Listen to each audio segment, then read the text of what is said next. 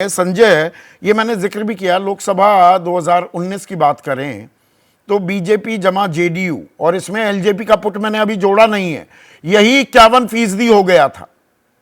पर 2020 के विधानसभा चुनाव में ओबीसी में 18% अपना वोट बैंक आरजेडी बढ़ाने में कामयाब हुई थी। तो ये 63% कितना बड़ा फैक्टर है, उसी को साधने की ये रणनीतियां चल रही हैं। कैसे देखते हैं आप मौजूदा सूरत हाल को? बिल्कुल संदीप, मैं मानता हूं कि बिहार की राजनीति अगर दूसरे राज्यों से तुलना करें तो थोड़ी सी अलग है। मैं ये नहीं कह रहा कि हिंदुत्व का पुट वहां काम नहीं करता या हिंदुत्व की लहर वहां नहीं होगी, लेकिन वहां जातीय समीकरण काफ़ी हावी हो जाता है हिंदुत्व को भी पर भी।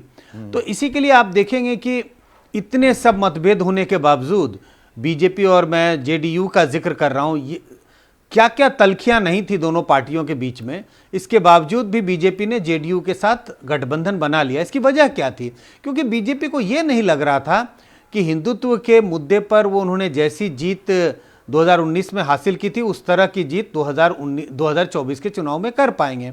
उन्हें लगता था कि उन्हें मंडल की ओर जाना पड़ेगा बिहार की राजनीति अगर उन्हें साधनी है तो जो आप बड़े आंकड़े का जिक्र कर रहे हैं 60%, 63%, ये सारी पार्टियां चाहती हैं कि इस बड़ा जो समुदाय है ओबीसी का, अपर ओबीसी, लोअर ओबीसी, दलित हैं साथ में, इनको अपनी ओर साधा जाए।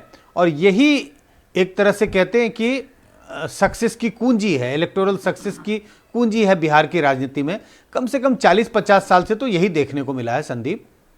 बिल्कुल। तो ऐसे में अब जो ये पोजीशनिंग भी हो रही है दोनों तरफ, एक तरफ मंडल जमा कमंडल नीतीश कुमार को भी साथ ले आए, दूसरी तरफ तेजस्वी का अब माई से निकलकर, उस समीकरण से निकलकर बाप की भी बात करना, क्या दर्शा रहा है? अर्ली इंडिकेशंस क्या हैं? कोई नए सामाजिक समीकरण भी बनते दिख रहे हैं क्या बिहार में? देखिए, बिल्कुल साफ है, इसके संकेत बहुत साफ हैं। तेजस्वी यादव या आरजेडी को इस बात का आभास है कि एमवाई फैक्टर उन्हें चुनाव जिता नहीं सकता। कई चुनाव में एमवाई फैक्टर के आधार पर वो चुनाव में गए, और जिस बात का जिक्र अभी प्रदीप जी कर रहे थे, अगर आप 95 के चुनाव को छोड़ दें, विधानसभा के चुनाव को छोड़ दें, तो किसी चुनाव में आरजेडी को अपने दम पर बहुमत नहीं आई, बल्कि किसी भी पार्टी को बिहार में अपने दम पर बहुमत नहीं आया। तो एमवाई फैक्टर प्रभावी फैक्टर है, एक इंपॉर्टेंट फैक्टर है, लेकिन उसकी अपनी एक लिमिट है।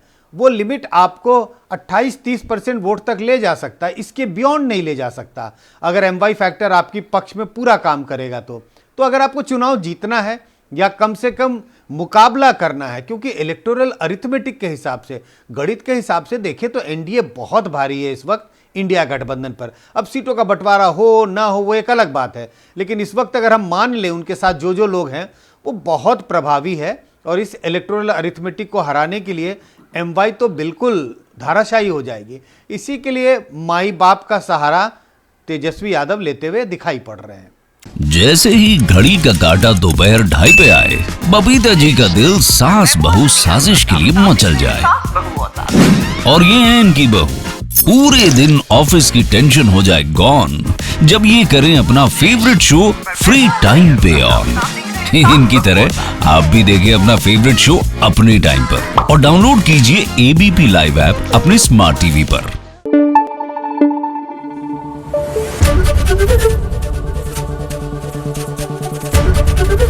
एबीपी न्यूज आपको रखे आगे।